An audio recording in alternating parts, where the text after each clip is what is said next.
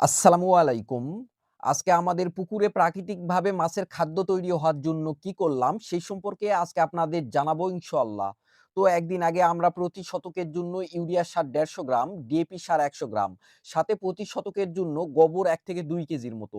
এইসব উপকরণ একসাথে মিশিয়ে এটার ৩ গুণ পরিমাণ পানি দিয়ে আমরা মোটামুটি ২৪ ঘন্টার মতো ভিজিয়ে রাখছিলাম। আর খেয়াল রাখবেন যে পাত্রে এসব কিছু ভিজিয়ে রাখবেন, ওই পাত্রে যেন কোনোভাবে ঢাকনা না দেওয়া হয়। তো এটা পুকুরে ছিটিয়ে দেওয়ার নিয়ম হচ্ছে সকালবেলা মানে ১০টা-১১টার দিকে ছিটিয়ে দিতে পারলে খুবই ভালো হয়।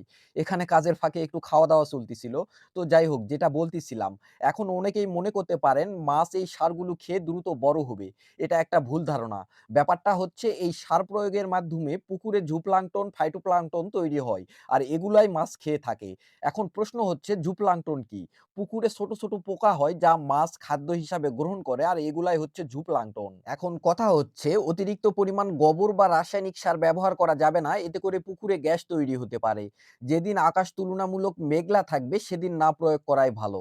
এখন মূল কথা হচ্ছে এই আধুনিক যুগে আপনি যদি বাণিজ্যিকভাবে মাছ চাষ করতে চান তাহলে এইসব সারের ব্যবহার কমিয়ে দিয়ে মাছকে বাড়তি খাবার দিতে হবে। তো আজকে এই পর্যন্তই। আসসালামু আলাইকুম।